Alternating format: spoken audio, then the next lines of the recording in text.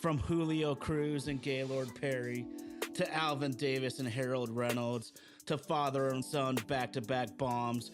From Junior J, Joey, and Edgar with Randy, A-Rod, Dan, and the Sheriff to Ichiro Moyer and Mikey C to King Felix, Kyle Cruz, and Cano to the present with Julio, Gilbert, Kirby, and Cal. I don't believe it. It just continues. My, oh my, it's another sports podcast.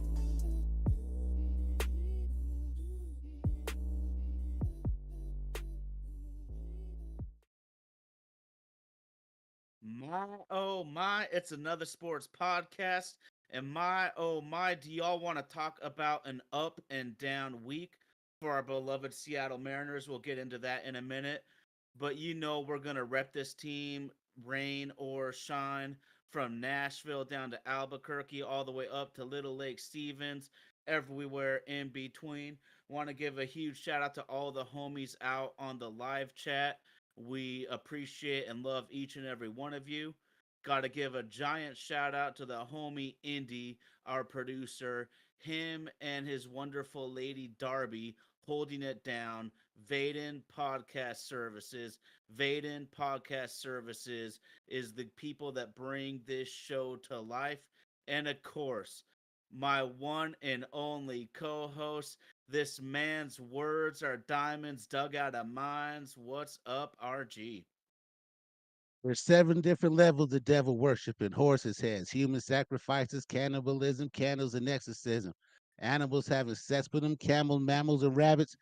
But I don't get into that. I kick the habit. I just beat you to death with weapons and eat through the flesh, and I never eat you unless the fucking meat looks fresh. I got a lion in my pocket. I'm lying.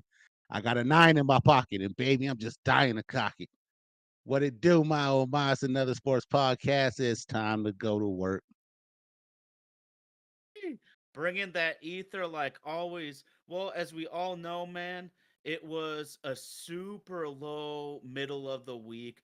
We got swept by the Anaheim Angels. I absolutely despise that organization, but sometimes luck is on your side.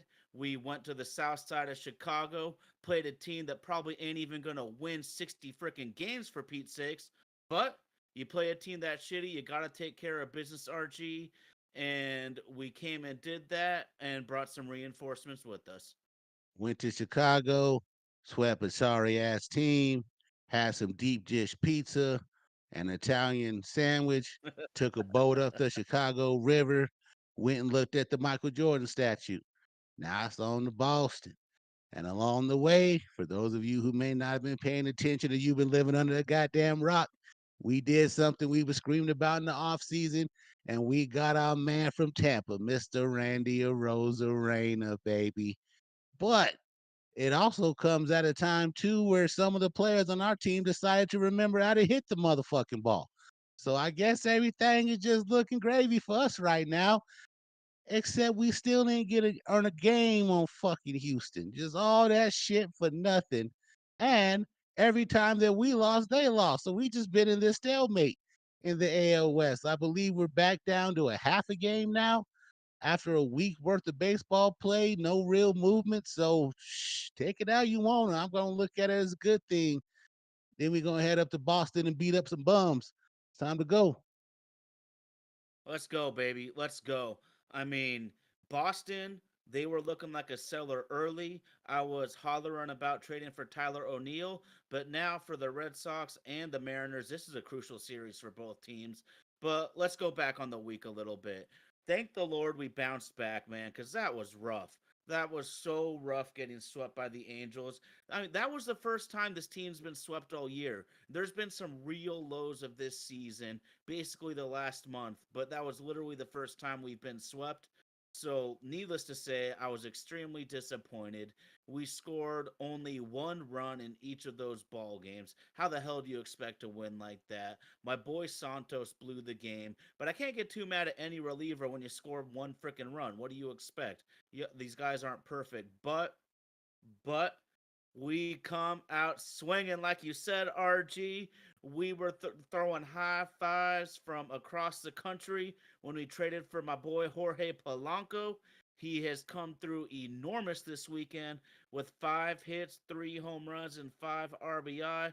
Bro, if we can get some of these guys on the team rolling, I'm praying that we add one more bat before the deadline on Tuesday, but we really might be able to push for this thing.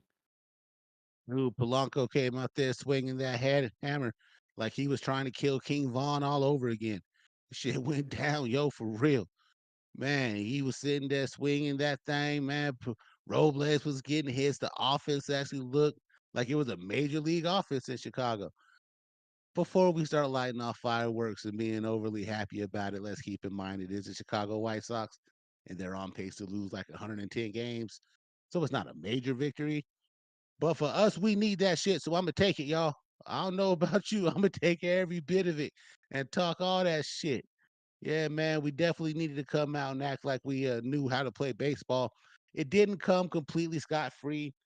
Going over the weekend report on injuries and roster moves, Wu had to leave the game early due to precaution. Polanco did bang his knee, so it still is professional sports. Not everything is going to work out perfect as far as injury as health goes. Santos uh, did return to action, but didn't have a good outing. Even down to the minor league level, our man Harry Ford has a concussion. So, just concussion injuries are part of the game. They're part of what we do here in the major league. So, hopefully, we get to continue to right the ship, man. Boston's going to be a tough out over the next few days. And then, arguably the best team in baseball, the Philadelphia Phillies, coming up right after that. So it's going to be a definitely an interesting stretch of games here. But hopefully, this offense continues to just swing the bat well and just perform, man. And hopefully, we get Randy into the groove. We did pick up a relief pitcher from Toronto. We did have to let go of a prospect that I liked, Mr. Classe, but anything to help the team perform now is what I'm about. So see how it all plays out for us. Definitely was a little sad to see Jazz Chisholm end up in a Yankee uniform, but again, we are working with a limited deck here, and I'm happy to have Randy a part of the team. No one really wanted him at the beginning of the year, but the boy's been hot recently, and hopefully, he packed that hotness out of Tampa and brought it with him to the Pacific Northwest. Yeah, man, there's a lot to be excited about right now, but it's also, I would say, cautious optimism will be how I feel right now because it is the White Sox. They're maybe going to get to 60 wins. Probably not when I did the math, actually. But I'm just going to shout out all y'all Ginger, Fit Dad, Mariners Lifer, Tommy, Sunday Evening Media, Texas Power Ranger. Our homies are in the house. The Randy Arozarena effect. That shit is real. And not only does he bring a winning pedigree, a winning attitude, but I am a firm believer that the more quality bats in your lineup, everyone else plays better. If we can have Mitch Garver hitting seventh or eighth, he will hit better. If we can have a Haniger or Polanco, Rayleigh pushed down in the lineup, they're going to hit better. But in only 2 games, a Rosarina right away, 3 for 8, 2 runs, 2 walks in only 2 games. And then, of course, y'all know what time it is with the Rosarina. He is playoff Randy, baby. He might be a 256 hitter in the regular season on his career, but in the playoffs, the dude is 336 with 11 bombs, 17 RBI, 23 runs in 33 postseason games. I know we got to get there first, bro, but this is the type of leadership and clutch hitting ability that this team desperately needs to even get us there at this point. Man, I don't want to do too much looking down the road because we do have a tough little stretch coming up, and August ain't gonna be fun. September's not gonna be too forgiving for us. Just to see us make moves and actually try to compete was good to know. I know the torch forks have been on hold, and everybody hasn't run to their store to buy their diesel and their kerosene so we can go marching down Pioneer Square to go to Man Stanton's head on a stick. But we do still gotta let this thing play out. Hopefully, we get Julio and JP back just so we have our full arsenal to be able to attack this thing down the last six. What is it, about 9 weeks left in the season? So yeah, hopefully we get them back and can have our full staff as we're getting ready to go through this push, man. Just always exciting to be a Mariner fan, no matter how it plays out. I just don't know if I'm mentally ready for another one of these 9 week stretches for us to fall one game short. I do hope that we still have another move or two up the sleeve, enough to be able to chase down Houston. I definitely would want to go in as the AL West champ. It's a shame we only have 3 banners in that gorgeous stadium up there in Seattle. It's time to add, y'all. It's time to add. It's banner season. Let's go. It is. It is. And we've been talking about this for a while, how deep of a farm system the Mariners have manifested in the last few years. And here's the truth, y'all. You don't get to throw a parade for being in the top 5 for prospect rankings. You don't get to put on a fat World Series ring because of prospect rankings. And I'm in for it. I'm in for it. But there's a couple of reasons. You gotta realize in pro sports, especially for the Seattle Mariners, can you find quality players at cheap prices? That's where a developmental system is crucial. And then also, of course, the trade block. And a lot of my friends, a lot of people at work are talking about RG that we're risking way too much. But I'm looking at who we traded. Aiden Smith, Brady Hopkins at best, 14th, 15th prospect. Both haven't even made it to Everett. They're both still in low A Modesto. They have galaxies to travel to make it to the major leagues if they ever do. And then what is it? Yimi Garcia, man. I was hyped about this move, and it sucks because I think we all like Clase. Extreme speed creates havoc, but he's another guy who's at best our 12th ranked prospect. And frankly, you can find guys with speed if you look close enough. But Garcia, talk about immediate impact. He's already been in 2 games, 0 runs given up on those 2 games. He has 4 pitches he uses often, 2 on rare occasion. But we're talking like mid to high 90s four seamer and sinker. He's in the mid 80s for his curve and sweeper. That's the sort of velocity difference that can make a dynamic reliever, bro. And of course, we shipped out Stanek. I'm going to be optimistic here, RG, because that's a $4 million player this year. And I'm hoping that they're just rearranging the deck chairs a little bit to bring in a high powered bat. I'm seeing a lot of Yandy Diaz on here. I would love that shit. He's an on base machine. I think we all would admit Vlad Jr. is the creme de la creme. If I'm Toronto, I wouldn't trade him for shit, though. Trading him is going to get you fired. So, just what do you think about getting? And they're telling us it's Jimmy. Okay, I gotcha. But what do you just think about the new additions and how much more we need to go? And also just your take, RG, on what I feel is kind of minimal what we gave up in the prospect system to acquire these sort of players. I thought Jerry cooked this deal, man. I really did. I thought Jerry cooked this deal. For us to not have to go into the good China in our farm system to order to be able to make some moves. I would like to see if we do go after a player like Yandy, what do we end up doing with Locklear? If we're talking about developing and bringing guys up, I guess I have a hard time deciphering what the difference is between what Baltimore did and why that can't be mirrored. Because Baltimore brought all those young killers up, didn't have to give up nobody, and they've been on a hell of a run for the last 2 years. Would like to see us be able to get some production out of one to two of those guys, so that way we don't have to keep relying on the trade market.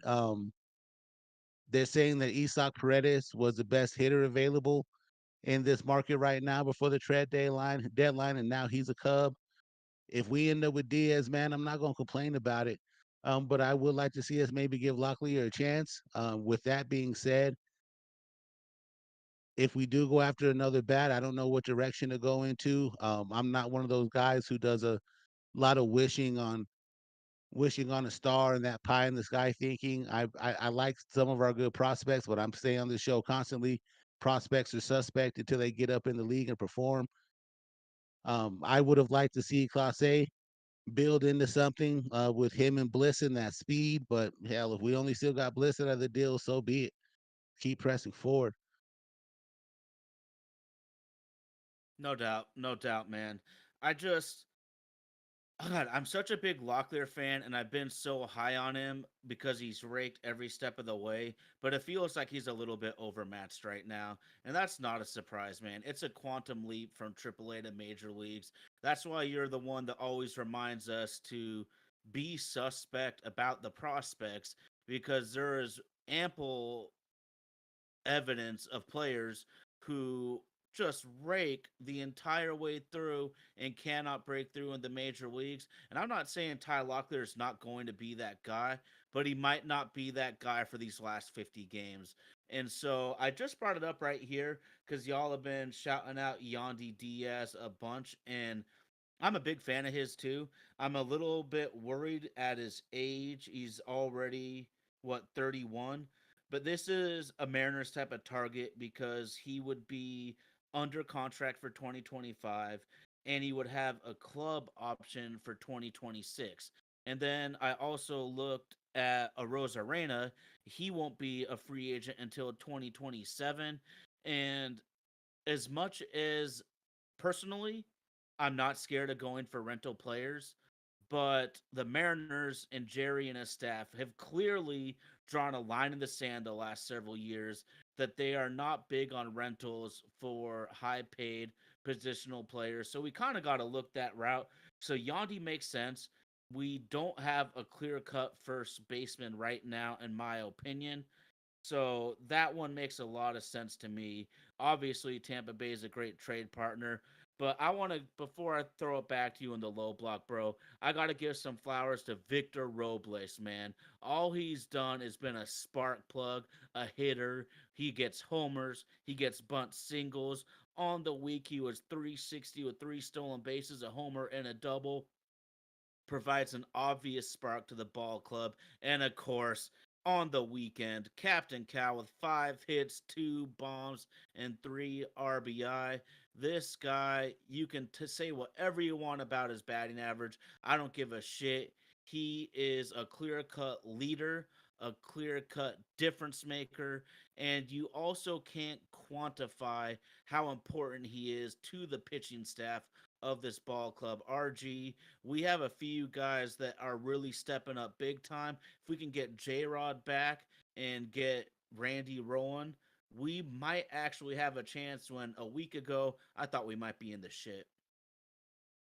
Yeah, absolutely, man. It looked really bad, especially once we got down to Anaheim and couldn't muster up 4 runs in the entire series.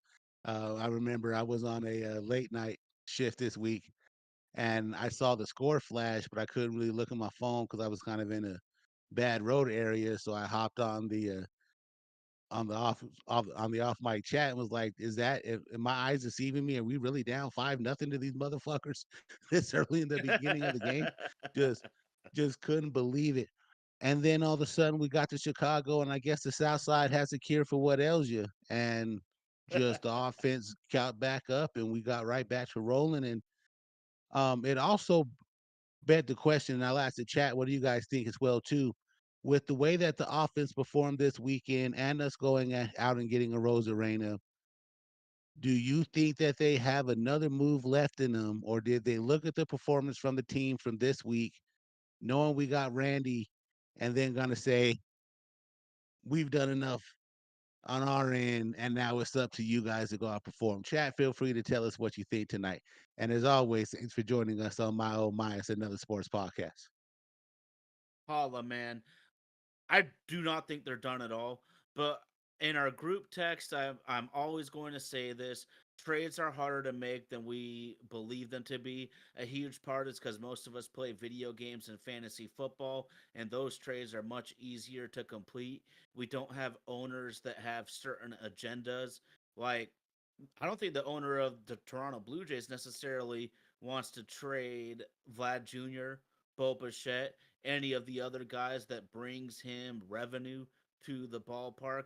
This is real factors that we need to consider. That's why Tampa Bay is a great trade partner because we might be lower middle class, but they're working out the hood down there. So It's really a great trade partner for us. Ginger Fit Dad, Robles is him. I am buying the hype. At 27 years old, he is. I looked at the birthdays. He is basically almost the exact same age as Marlowe and as Canzone. So he's not as old as we think he is. He just has a lot of major league service time because he broke through to the league so early, and he was once a top five MLB prospect. Everybody in baseball thought this guy was going to be a superstar. The Mariners and plenty of other ball clubs have seen guys with the weight of expectation not perform at the level that everyone had hoped for. They get a second or third opportunity somewhere else. And Seattle, talk about getting out of the limelight. Everyone on the East Coast is going to forget about you if you come on waiver claim to Seattle. Now, like RG referenced a couple of times, I'm echoing you. You can play free and easy. That's a completely different mindset. And Ginger Fit Dad, you put us on to him a while ago. Lamont Wade Jr. would be a fantastic fit for this ball club. I believe he bats second for San Francisco. I think on our ball club, I would put him at leadoff, but he's a table setter. And in an era where almost nobody has a good batting average, he's almost a 300 hitter. And RG, if we can just get a few more guys on base when some of these home runs happen, that could be the difference down the stretch. I love JP, but when he comes back, he's got to go to the end of the lineup because we can't have a leadoff hitter hitting 205, bro. Absolutely, absolutely. I was really impressed with his performance last season, but last season isn't this season, and yesterday's price isn't today's price. We definitely need production from there, so we gotta roll with the hot hands to keep him in the mix. I'm okay with him hitting ninth. If he gets hot from the ninth spot, you know how it is. That's like rolling the dice twice and hitting that double seven, baby. So well, hopefully he could come back and begin to figure it out. I like JP. I'd like to see us keep him in the mix. It's going to be a sad day when fans start screaming for his head. I definitely don't want to see that, but you know how it is with us. We're only as faithful of what you did for us a week ago, and a week ago that guy sucked ass. So let's definitely get him back in the mix. Get Julio back healthy. Cal continue to rake. Victor and Jorge continue to stay hot. And man, if Randy gets going, we might actually have a decent ball club if we continue to move forward. I'm always going to champion for Garver just because I need a homeboy from my home city on the Mariners. I think that that's cool. I thought it was really cool to watch him and Bregman play against each other over last weekend. I called it the series of Albuquerque, even though Bregman got the best of it. Um, just keep rolling. We're so close. We're so close. We're so close. We got someone in the chat who says they think that we'll make a trade before we play game one against Boston. I really hope that that's the case. Wondering who it is that they're looking at or when they're going to come out and admit that, hey, man, this is what we got. If this is what we got and these guys are hitting, I'm okay with it because we made a move to try to get some strength back in the bullpen. Santos is going to get right. I got faith in it. Sanic was almost like bombing that experience. Just watching him out there some days just wasn't worth it. But I definitely think that we are in a very, very good position. We're just going to have to win some games that we're not supposed to win in order to keep this thing close. Someone also in the chat shouted out that Boston's been giving up a lot of runs recently, and I know in this 3 game stretch that they've had against the Yankees, they're sitting here in the top of the seventh right now and they've given up a total of 23 runs to the Bronx Bombers. So hopefully we could get up there and happen to perform too. I don't want to jinx us and talk about how anemic our offense can be, and we can't expect the same out of our offense as New York can expect out of theirs. But let's just go up there and give those Boston bumps some hell. And Houston, for their troubles, they got to face what's that boy out in Pittsburgh? Skeens tomorrow. So man, we might be able to steal one if we can put together a couple runs and that guy up in Pittsburgh does what he's supposed to do on the mound for us. Help us out a little bit. Help us out. I hear that, man. Texas Power Ranger doesn't expect us to understand the feeling of a World Series. Well, Mister, I believe you were the one that was a Houston Texas fans. We know a little something about a Super Bowl at least. Anyways, we don't need to get too far into football because I don't Mm, want to talk shit about the Texans right mm, now, or I'm gonna be losing money and eating crows. So we're gonna slide that one under the table really quickly. But it's just a really fun time of year to be a baseball fan because if your team is remotely in it, you're making moves. Ryan Stenek, my boy, I was completely wrong on what he could be for this team this year. That happens. I'm not afraid to admit I'm wrong. I'm gonna give my opinions. I'm gonna say what I think. And sometimes you're right, sometimes you're wrong. But RG, the dude gave up 2 home runs in his first appearance for the Queens Mets already. So it doesn't look like he is turning it around very quickly. But speaking of pitching, man, our guys are just dogs. It's an absolute shame that we got swept by the Angels because the pitching staff, big surprise, phenomenal. On the week, bro, they only gave up 2.7 runs per game. The entire pitching staff 2.7 runs per game. We went 3-3. You should probably go 6-0 or 5-1 if you're pitching like that. Bryce Miller, kind of the forgotten stud. He gave up only 3 earned runs in 2 starts, 13 and a third innings. And this is one thing I want to give a shout out to Got Service because I'm one that gets very critical and grumpy when he pulls our starters early. But this is a different day and age, and we've now seen multiple times, somewhat recently, where we leave a guy in just a little too long, and the pitch count might be low, but our perception is back from when we were younger. These guys, it's not how it was when we were coming up in the world, and he gives up a 2 run bomb. I've seen Logan Gilbert stay in one batter too long against San Diego, give up a 2 run bomb. These guys are awesome pitchers. Logan's a Cy Young quality. Miller is a potential all star down the line. So I think we got to give a little bit more credit to what these guys know about their pitchers, and we're also trying to make it to the finish line. But damn, man, your boy LG, the OG, how the hell does he get a loss? He got credited with the loss for 1 earned run in 8 Ks in his start on the week. This is why I don't even look at win loss record. I look at how are you pitching because for a guy like Logan to go 6 and 2/3 and 1 earned run, get the loss, that's some bullshit for of a stat to me.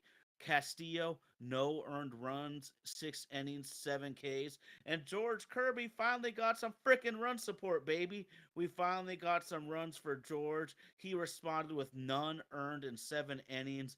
Damn it, man. This is why guys like Jim Bowden on MLB Network, former GM, has been pounding the table in interviews and on MLB Network recently, and we all know it. We can't waste his pitching. If we go down swinging, fine. If we get our asses knocked out in the fight, fine. But we gotta at least try, bro. This pitching's too good to just let these guys walk, get hurt, anything of that nature, man. So, RG, I just wanted to give those dudes some flowers. absolutely, man. Our pitching staff, we knew coming into this thing was going to be the heart of the soul of any movement we made towards the division championship or even a position to be in the playoffs again. Those guys are out there doing their job. It gets frustrating when we begin to kind of turn on them a little bit because honestly, they're the most consistent part of our team that we have. If the bats were able to keep up, we'd be in a completely different situation. I mean, just think about the good feeling we all had on June 18th when we woke up and took a look at how everything was, and everything was all great in Maryland. And then slowly but surely, we started to fall back down to earth.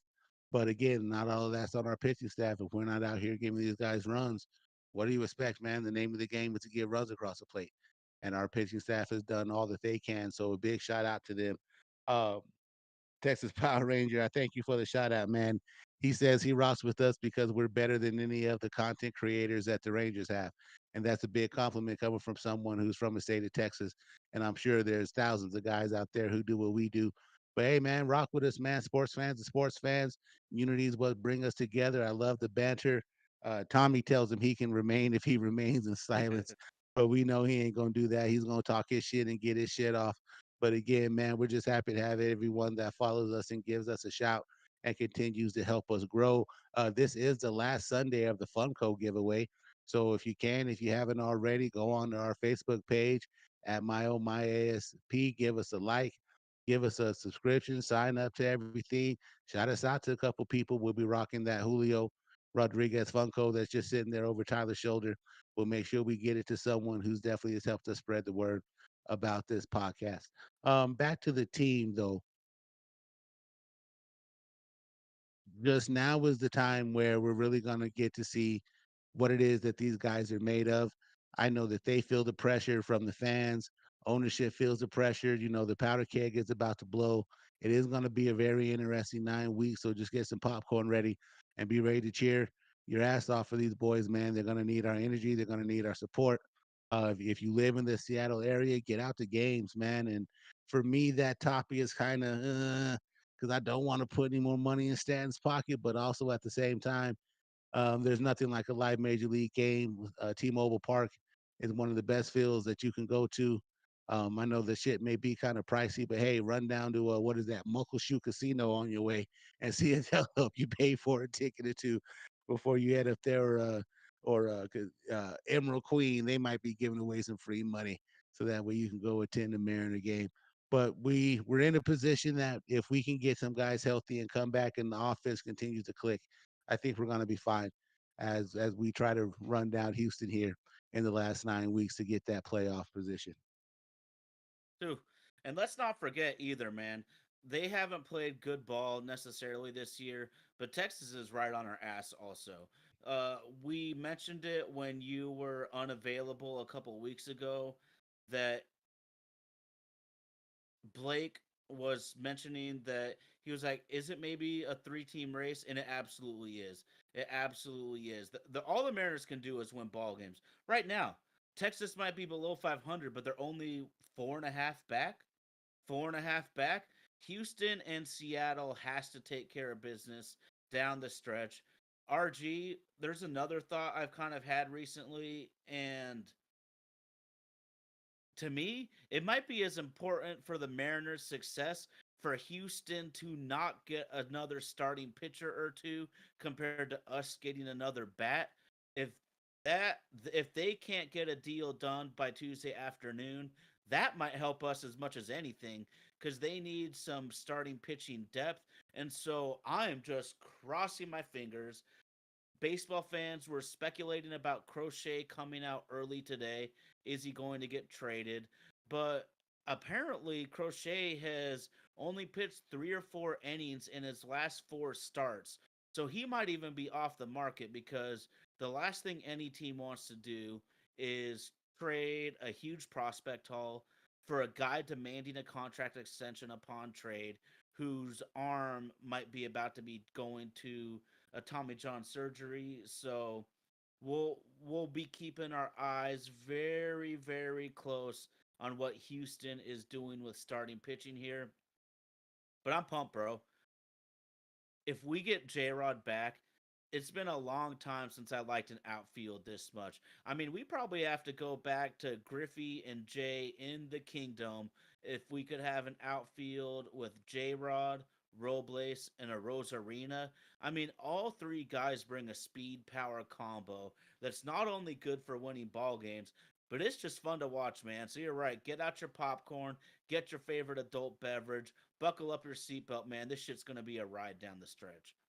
Absolutely, man. Absolutely. We were talking earlier, and I believe Tommy made the comment. No, Ginger Fit for Life. um, said that we were tied with Houston. They're only above us by a percentage point. I do get that, but if the season ended today, that percentage point matters, and they would have the AL West, and we would finish fifth in the wild card race. So we need to finish ahead of them, or do some leapfrogging of the teams that are ahead of us in the wild card race, i.e., the Yankees, Twins, Royals, and Red Sox.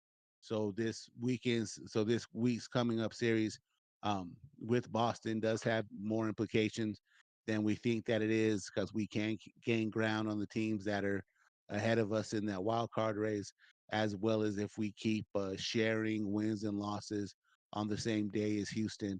This could definitely help keep us in the mix.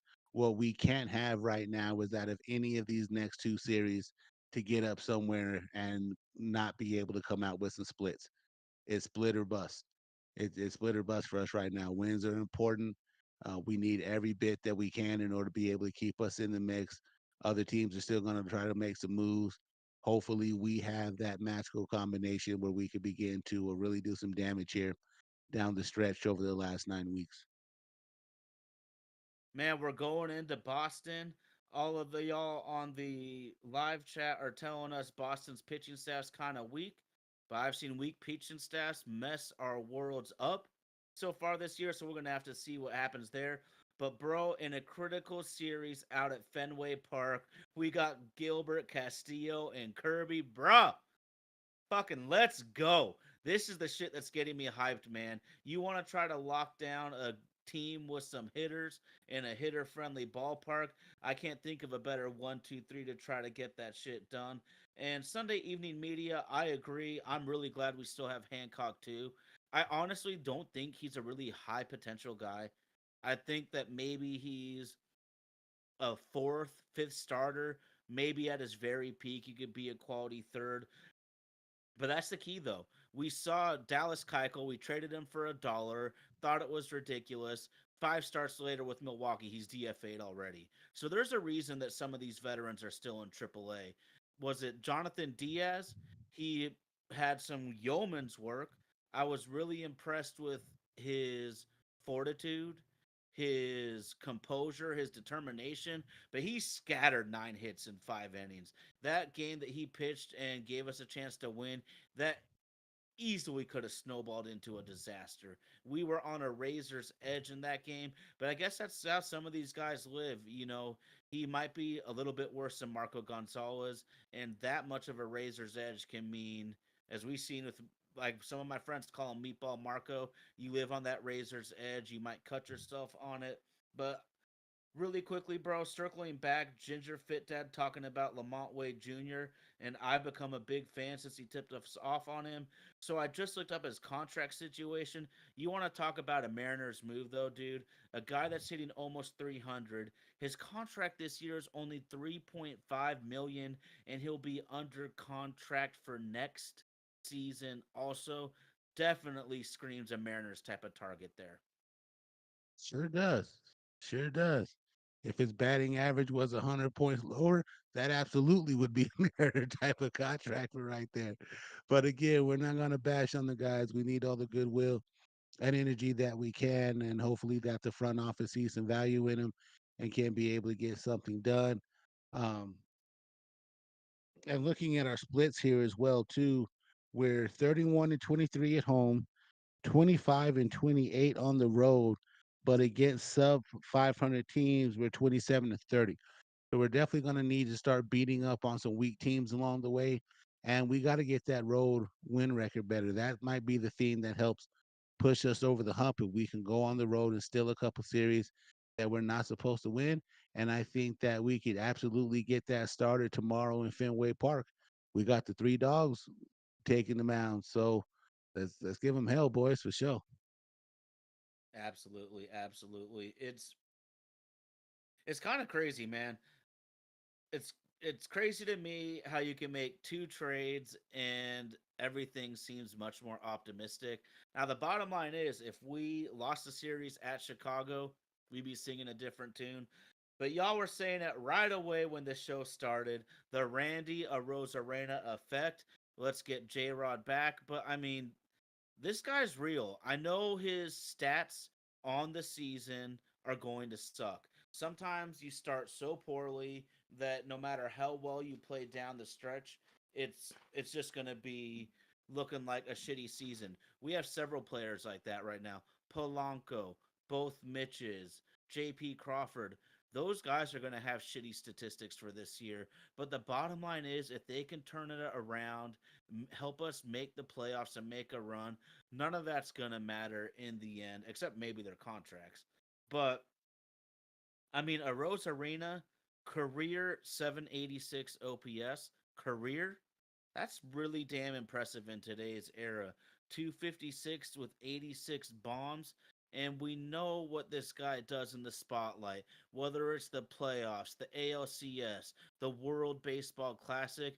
This dude shows up in big moments, and we really need a player like that because I don't really know what to expect about a lot of our dudes when the lights are shining super bright. My old baseball coach used to call them 5 o'clock hitters. That 5 o'clock when the batting cage is up, they could rip and rope the shit out of the ball. As soon as you take the batting cage from around home plate and they turn on the rest of the lights in the stadium, when the lights are bright, they can't seem to perform, and we definitely need to be on our aim game. Over the next 3 weeks, we have 6 games against the Detroit Tigers. Those games need to be 6-0 sweeps, dog. There is some meat coming up for us in the way that our schedule plays out. We definitely got to eat some of these teams that are going to come in front of us. The Mets are going to be competing for a wild card spot since the Braves have began to shit the bed. So that series is going to be competitive. And just like last year when we played the Mets, we can't afford to go up to New York could take an L, even though they're coming to Seattle. We got to whip them boys and send them back to Queens, looking for a meal at McDowell's, hoping that Eddie Murphy and Arsenio Hall are somewhere around. Uh, we got the Mets, we got the Phillies, we got a trip to Pittsburgh coming up. We're gonna have to go down to LA and contend with them Dodgers for a couple days. Then we got San Francisco, Tampa, and the Angels to round out August. So there's definitely some meat on the bone for us to be had. We just got to go out and eat.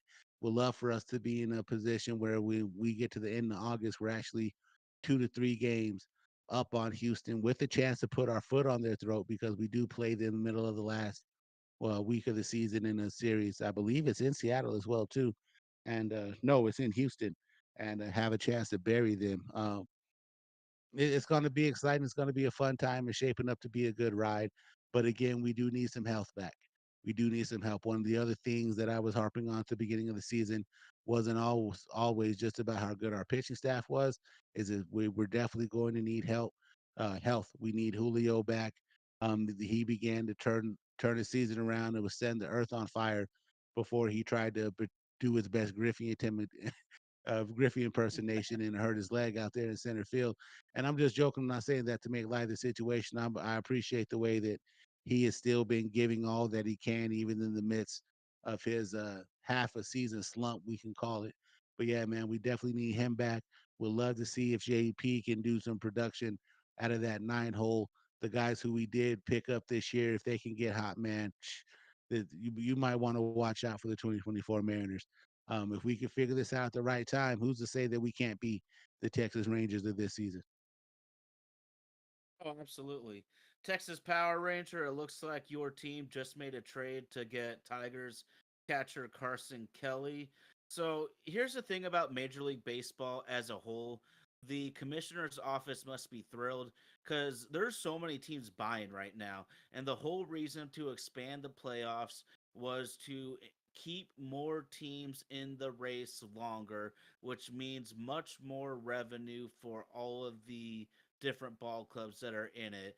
So Major League Baseball must be thrilled with what's going on right now. We know what Seattle does, and you're right, RG. Whether they should or shouldn't, they're going to show up in the summer. Now, when the school year's going on, it's a different story. And this is why ownership desperately wants to, I hate to say it, but have that 54 percenter, man.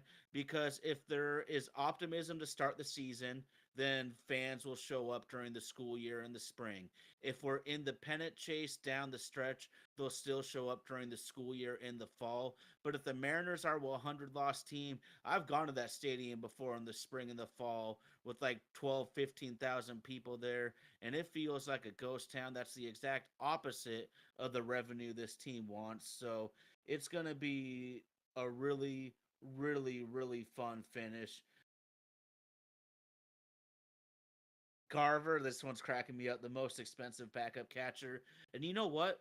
That's what he's going to need to be for us. And because he's under contract for next year, too. Sometimes in pro sports, you make a signing and the guy does not meet the expectations of the contract, but you need to make the best out of a shitty situation. And if you look at it like this, Mitch Garver, to me, would be one of the best backup catchers, if not the best backup catcher in baseball. And that's what it's going to have to be because I don't care what anybody says. There's no owner in the league that's going to sign off on trading for a $12 million per year player under contract next year, hitting like 170, man. That shit just doesn't happen, bro. Texas Power Ranger says, should I be excited about Carson Kelly? You should just get excited for Texan football. That's all you need to get excited for about. You already got your World Series. Sit this one the fuck out and let us in Houston compete for the rest of the division. Everyone says, um, Ginger Ginger Fit Dad, everyone should be believe the Mariners are going for it because they just traded for the best proven bat they have had in history. No, I don't know if I could disagree with that statement. Ty, what you got for him? Trade deadline, possibly the biggest trade to me they ever made, and it completely backfired. It was a complete bust. But y'all remember Boogie Bear is everywhere. Kevin Mitchell, he was an MVP candidate. I see RG laughing. Dude's got the gold fronts and everywhere, man. Boogie Bear is everywhere in your hood, in the suburbs, you know where. But that guy was an outstanding baseball player in the National League. He was hitting like 40 home runs, high average. Everyone remembers he made the barehanded catch down the left field line. One And of the greatest when we highlights in traded baseball for him, history. shoot, dude, I was a kid. I was so excited, bro, because we had Boogie Bear Griffey Jr. and the Bone as an outfield. I thought we were going to have the greatest outfield ever, and he was injury prone, played like a year or two for us. But in terms of trade deadline, that's got to be it. I'm going to wrap my brain for a minute, but that's probably going to be up there unless you want to take the two worst, not worst, no, but two of the top 10 worst trades ever. Bill Bavasi, I believe it was. We traded for Ben Broussard and Eduardo Perez, and I believe we gave up Shinsu Chu, and I can't remember the name now, but whoever went on to be the stud Indian shortstop at that time. So two foundational pieces we traded for DHs that couldn't hit, but great call, and I'm hyped. I can't hide my excitement. Now talk to me in a week if we, only win 2 games out of the next 6.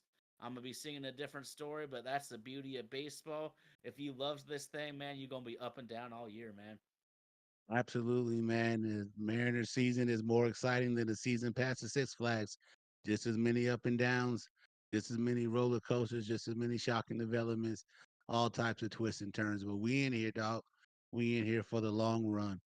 Um, get to a serious topic real quick. We do want to give a shout out to Freddie Freeman and his family. Mm. He was pulled from the Dodger game the other night, medical emergency with his 3-year-old kid. We're all still human beings. We're running this human race together, and you definitely don't want to see a guy performing at his level have that kind of stress on him. I still haven't read a lot about what's going on interpersonally, and I'm sure that won't come out for a couple weeks.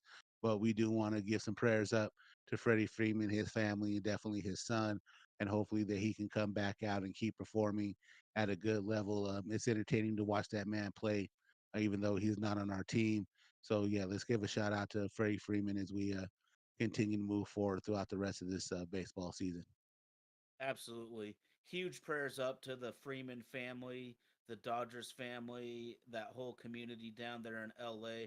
Because there is nothing worse than when you hear there's some sort of emergency, a medical problem, anything like that with a young kid. That's the type of shit that breaks everybody's heart. So I just want to say thank you for bringing that up, RG. I completely forgot about it. But yeah, Sunday evening media, I'm just going to call it a leave of absence, but the Dodgers have given Freddie a leave of absence from the team right now, and there's some sort of emergency with his 3-year-old son, and that's all the information we have. I hope that all fans respect the family's privacy because this has got to be the most difficult time of their lives. But like I said, man, there's nothing worse than hearing a little kid going through some serious shit. So absolute prayers, and I appreciate you bringing that up, bro. Of course, man. Again, we no matter our team allegiances, no matter who we do and do not root for, my grandmother would always tell me that there's nothing more important in this world than the people that are in it. So, let's just rally around that guy and hopefully he can get back to doing what he loves and that his son is in a position to keep cheering him on. Yeah, absolutely, absolutely. And the Dodgers just had a really tough series against the Astros. There's something to it. Not only is he one of the best hitters in baseball, but just on the human aspect, when you have a teammate and a friend, a colleague, a brother to a lot of these guys, that shit weighs on people, man. So wish him the best and also wish him the best for the Mariners. You want your news on Carson Kelly though? 247 home runs. He's kind of just a guy, but this is the trade deadline. Some moves are blockbusters. Some you gotta Google the guy immediately. RG, when you're a Mariners fan, it seems like we're usually on the side where you gotta Google the guy when we make a trade at the deadline. Dude, I'm telling you, man. I remember scratching a hole in my hat, trying to figure out who the fuck was Josh Rojas, or or why the fuck we went after the guy we got from the Brewers, who was hot 2 years ago, and then fell off quicker than Drake after going after Kendrick. Um, yeah, man, baseball moves, a lot of them, if they're not impact, they're just to be able to shed money. There's no salary cap in baseball, so guys can kind of go a little bit ape shit during the winter meetings, and then they get to June and go, ah, shit, we done fucked up the re-up. So, yeah, man, he may not be the guy. He probably is just a guy. But we're chasing what you have, and that's the joy of an AL pennant in a World Series. So, hopefully, when it comes around this year, if God has fortune on the one team that has never been to the dance, please give that fortune to us, boys in the Pacific Northwest. We definitely that World Series logo would look so good on T-Mobile's field, and all those banners around. Man, we shoot throwing fish at pikes at a public market before a World Series game. That has to be on somebody's bucket list. Oh hell yeah. Man, Frank Thomas and A Rod can eat shit. I want to see you up in there, RG, for real, bro. Emmett Yeah. Brown said M's fandom is like being a porn star after getting boned for so many years. It's hard to get excited over a tease. Man, that can't be the title of this episode, Emmett. So we can keep digging.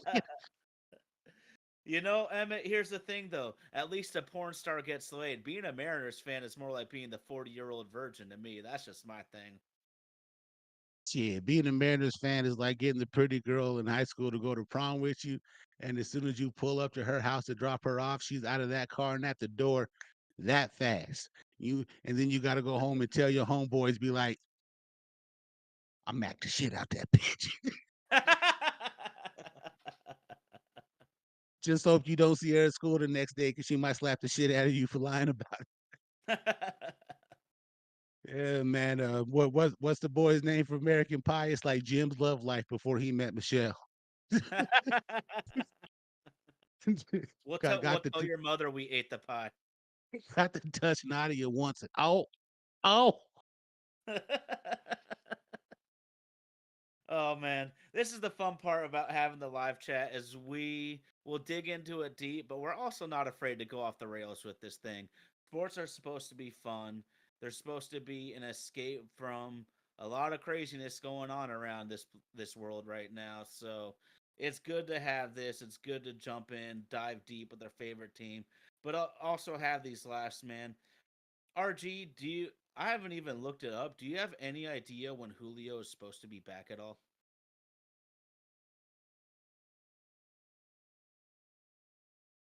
I was here in No, no. early August, but I just don't know. Flipping back to our injury and moves report on MLB.com.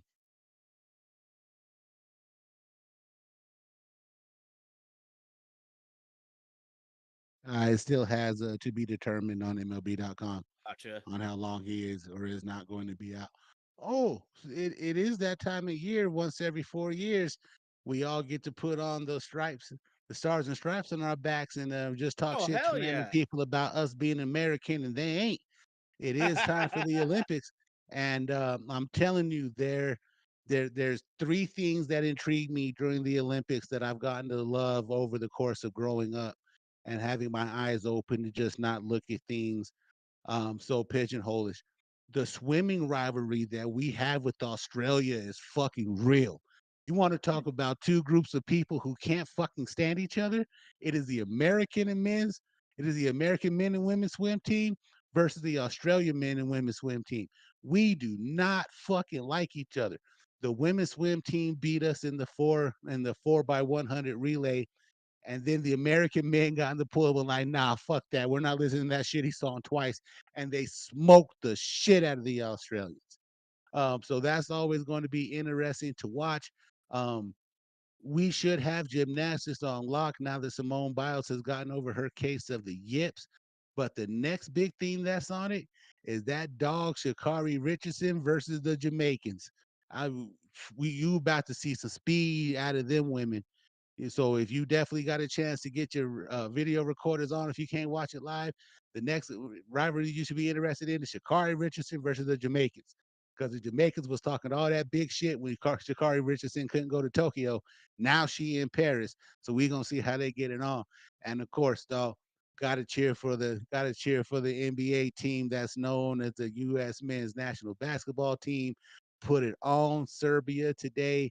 Kevin Durant had a flashback to him being the man, and dude had 20 some points, only missed one shot from the field. LeBron is playing like he's 20 years old, and it's the one time a year where we could cheer for all of those guys before we get back to November and go right back to absolutely hating every single one of them motherfuckers. So yeah, man, don't forget to pull out your flags, pull out your hot dogs, and hey, man, it's all right that you let everybody know America's the best country in the world. This might be the only sign of unity we get before we get to November. So enjoy the fuck out of it as we move forward. Emmett Brown, how can they be tough if they have a constellation on their flag? This is that patriotic shit that we That's love right. about the Olympics, though, man. And you said it though. Like one thing that very few people know about me, and my wife just found out about it recently. One of my favorite sports to watch is women's gymnastics. Out of any sport, man, those little girls fly through the air like freaking squirrels, man. It's absolutely insane, and I freaking love it. It's fun to just see the different sports. And just a little programming check. If y'all happen to have the Peacock app, you can go through and watch different sports that aren't going to be on the main Channel 5 feed. And so I actually just did that a couple of times. I can't even remember what sport was on, and I was kind of like blah about it. I just scrolled through the app a little bit, found some things that were more fun, more entertaining for my taste. So check out the Peacock app if you have it. You can tailor your taste to Olympic sports a little bit more to your liking. But it is a fun time to talk that shit. And everybody in the world wants to bring down the United States NBA. And damn it, the the competition's never been better.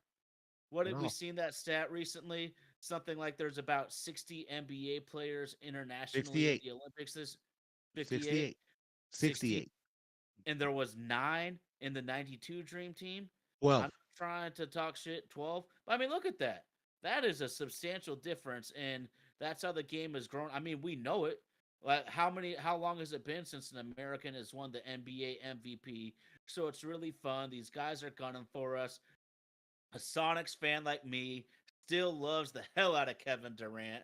I know he only plays half a season now. Oh, RG's always going to be giving me shit. If y'all don't Who? know, this guy tries to Who? get under my skin so bad. This dude's Who? always getting under my skin. It's a damn Seattle Supersonics. Get it? Learn it. We're talking Rain Man. We're talking gloves. We're talking downtown Freddie Brown. Oklahoma, you don't know shit about that, trying to Um, steal all of our swag. We're coming back and we're going to be making big moves in the National Basketball Association. And with all the fantastic weed shots up here, I'm sure a lot of these brothers with that hoop are going to be wanting to be coming up here, bro.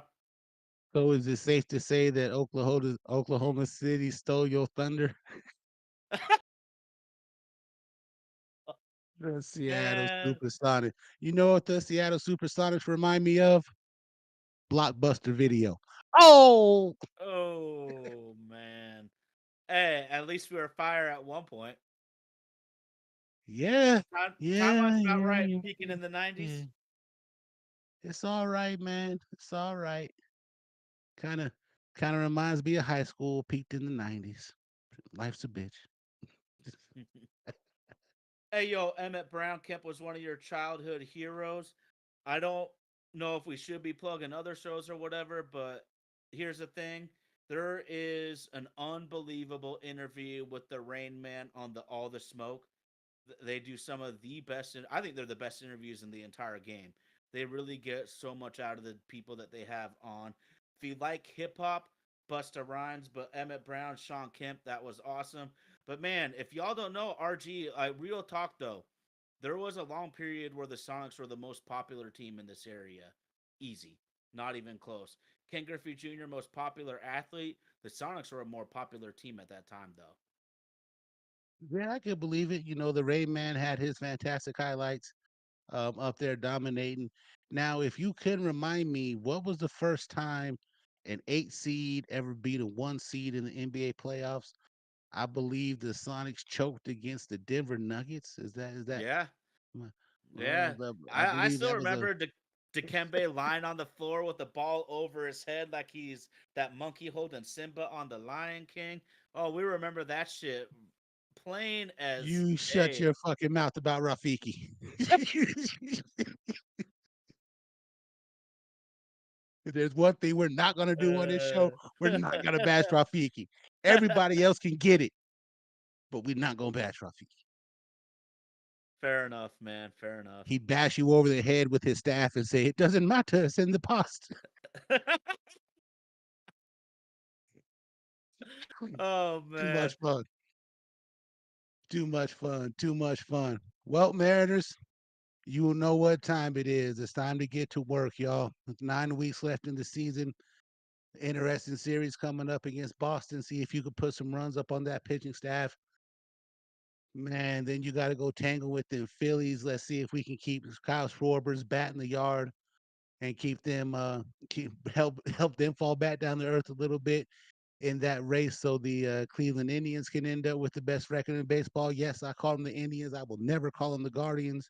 Uh, yeah, man, it's gonna get real interesting as we continue to move forward. But as always, as fans, ain't nothing we could do but cheer on our team, and hopefully, let's see if we can get another player in before the deadline runs out. I believe it's 6 p.m. on Wednesday is the end of the deadline, but that'll also be when we close out the giveaway, and we'll be hitting one of you users on our Facebook page up, getting your information from you and sending you that Julio Rodriguez fun code that's just right there over Tyler's shoulder, man. Again, happy to have everybody with us for another episode of My Oh My. It's another sports podcast.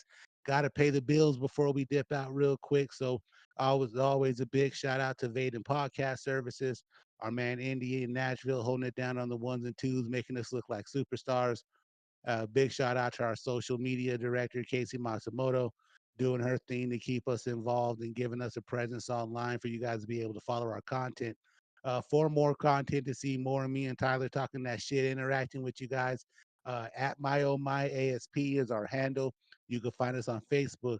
You can find us on X. You can find us on TikTok. Um, no Emmett Brown. You can't find us on OnlyFans because no one wants to see me with my shirt off. But for the right amount of money, shit, I get instead of RG, you can call me sexual chocolate, baby. For those of you who don't may not follow the socials but still want to catch us and ride with us throughout the course of the week, this podcast is available for download each and every Tuesday, wherever you find your favorite podcast from. I like to listen to it on Apple. The way Indy makes that artwork click, baby, it's just something special to behold. Throw it back to my man Ty one last time, man. What you got for the people? Yo, looks like we got James Paxton on Tuesday evening. James Paxton, let's The give it Big back to Maple. him. The The big Big Maple. Maple. The dude's so confident, a freaking bald eagle lands on his shoulder and he doesn't even shrug. But hey, I don't give a shit about that sort of confidence. We got to give it to him. We got to give it to him. It's always kind of fun, though, to see a guy you used to cheer for come back in the fold. But it is time. Luis Castillo, you are 20 times the pitcher James Paxton is right now. I do not like Boston fans either. I do not like Boston fans at all. Let's freaking give it to them, baby. It's going to be a fantastic 50 plus games coming down the stretch. Absolutely, man. Let's go up and turn the Big Maple into the Big Maple, bitch. Just let's give it to him. Let's give it to him. Give it to him. As always, we're always so grateful that you take the time out to join us live in the chat. For those of you that take the time to download the show and listen to it while you're on the road, we do this for you. We are one of the most interactive podcasts that are up. We're not like Salt and Brock, where we get a check to give a damn about the Mariners. We give a damn about the Mariners. We give a damn about fans, man. Happy to be here. Happy to be a part of it, man. Anything else you got one last time, Ty? Hey, all the live chat homies, all the live chat homies. Shout out to all of y'all. Thanks for bringing the knowledge. Thanks for bringing the enthusiasm. Like RG said, you are a huge part of this.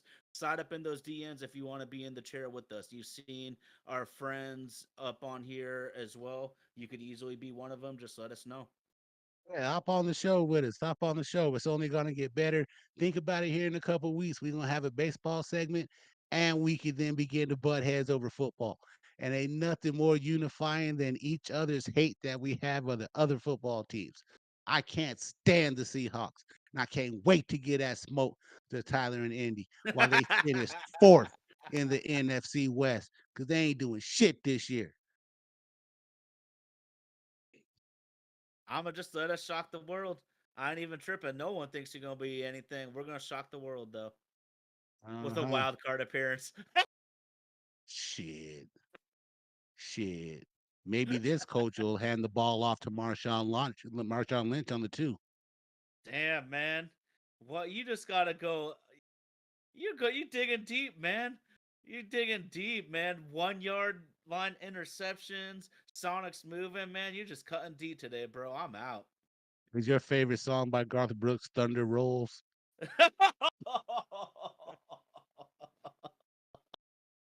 Oh shit. Oh yeah, man. Hell yeah, man. Again, we thank you for rocking with us each and every Sunday night. This has been another episode of My Oh My. It's another sports podcast. We out, y'all.